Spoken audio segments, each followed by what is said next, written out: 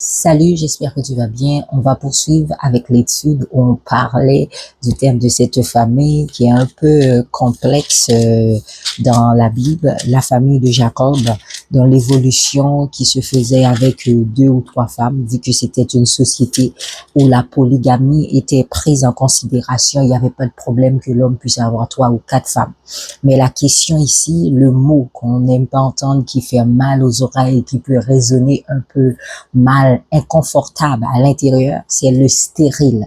Et le stérile, ici, en prenant le temps de regarder sur le message de ce que Dieu veut faire, j'ai pu découvrir dans le Nouveau Testament question de rivalité qui est comme le fondement qui nourrit ceux qui sont stériles. Toutes les actions stériles est nourrie par un comportement, une attitude dont Dieu lui-même il parle.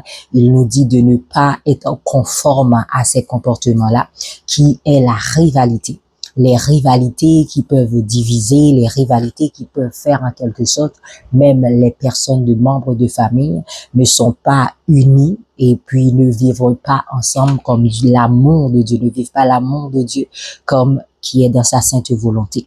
Alors, on regardait ensemble comment Léa et Rachel avaient une certaine comportement rival entre eux et Dieu lui-même, entre ces deux femmes, il y en a une que Dieu, c'est Dieu qui a dit, je te rends stérile à Rachel. Et la situation entre les deux sœurs qui étaient dans une rivalité par rapport elles étaient amoureuses. Ces deux femmes-là, elles étaient amoureuses d'un seul homme qui est Jacob.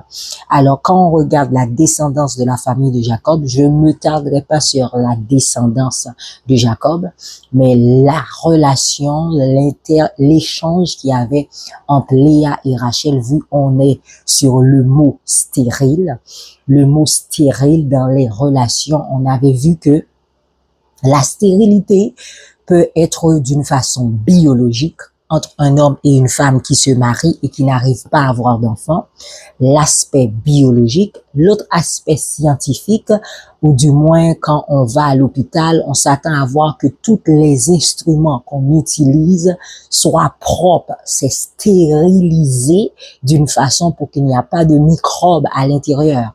Et toi et moi, l'exemple qui me revenait à l'esprit, le Saint-Esprit m'appelait là-dessus à comprendre. Admettons, si nous regardons un club, tu rentres là-dedans, tu sais que tu n'en as pas le besoin en tant qu'enfant de Dieu de t'associer, d'y aller, d'y entrer dans un club. Et à chaque fois, tu dis, ben j'y vais. Et après, quand je ressors, ben je demande à Dieu de venir me purifier pour ce que j'ai fait, ou ce que j'ai entendu, ou ce que mon comportement en étant dans le club. Mais là, c'est une situation où tu mets ta propre vie dans une forme de stérilisation. C'est comme le scientifique qui prend les instruments, qui les met dans un état pur, après qui va les utiliser pour déchiqueter, enlever ce qui a la saleté, et après l'instrument en tant que tel est positionné dans cet état de stériliser où on va enlever les microbes en soi. Mais il y a des chrétiens qui, leur vie est comme ça. C'est comme je fais ce que je sais que Dieu ne veut pas que je fasse, je fais le mal, et ensuite, avec la conscience dont je fais le mal, je viens vers Dieu, et c'est tout le temps dans une relation qui est comme ça, les échanges sont comme ça. Mais Dieu, lui, il n'aime pas ça.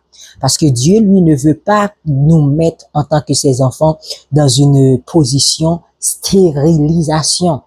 Ça, c'est l'aspect scientifique du mot stérile. Et encore, il y a l'autre aspect communicationnel en relation. Tu peux avoir un échange, une parole dont tu dis, dont tu parles avec une autre personne, mais il n'y a jamais une compréhension à l'action donc il faut poser pour changer.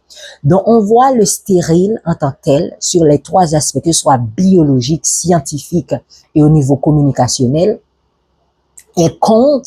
va à l'encontre de ce qui est le changement, de ce qui est la transformation. qu'on est transformé dans notre relation avec Dieu, qu'on est transformé en la mission de l'appel de Jésus le Christ en notre vie. Alors, ce matin, peu importe la situation où tu te trouves dans ces trois positions, que ce soit biologique, scientifique ou que ce soit communicationnel, il faut comprendre que ta vie, Dieu t'a pas appelé à subir le stérile en aucun aspect de ta vie. Et pour voir pourquoi j'ai pris la relation entre les sœurs Rachel et Léa, parce que Rachel et Léa, Dieu vient rendre stérile Rachel, pas parce que il n'aimait pas Rachel, mais parce que Rachel n'avait pas fait de Dieu la priorité dans cette relation. Rachel voulait quémander derrière un enfant. Soit il y a des fois des personnes qui quémandent derrière un mari, un mariage, un enfant, où Dieu n'est pas le centre, où Dieu n'est pas la priorité de leur relation. Peut-être quand Dieu va finir te donner tes enfants, peut-être quand Dieu va finir te laisser te marier, et puis après tu es cette personne qui va plus honorer Dieu. Rachel n'honore pas Dieu. Rachel honorait juste son mari Jacob. Rachel honorait sa relation, rivalité entre sa sœur pour avoir un enfant. Et elle a prononcé un mot que je veux que vous captez, parce que sa situation est très importante dans cet exemple, puisque elle définit les trois aspects stériles. Il faut comprendre, dans le stérile, il y a toujours ces trois aspects-là. Elle peut pas avoir d'enfant de façon biologique entre son mari. Et deuxièmement, il y a une situation communicationnelle entre elle et sa sœur qui ne porte aucun fruit, qui a aucun changement. Et elle-même, elle est restée dans une situation où scientifique, où elle est stérilisée soi-même, où elle prononce sur sa propre vie, si je n'ai pas enfant, que je meure. Elle a condamné sa propre vie. Et on va voir dans la Bible, c'est triste cette histoire, vu que Rachel, aujourd'hui on pourrait dire, on a Jésus dans le Nouveau Testament, il y a comme un moyen, comme un rescousse, oui, le secours de demander l'aide à Dieu sur ce qu'on prononce sur notre vie, de demander pardon et que le Saint-Esprit vienne d'agir et changer, transformer la situation. Mais Rachel n'avait pas cette compétence. Elle était encore dans cette ignorance de la loi et non cette grâce qu'on a en Jésus le Christ. Et cette condamnation-là, à la fin, elle arrive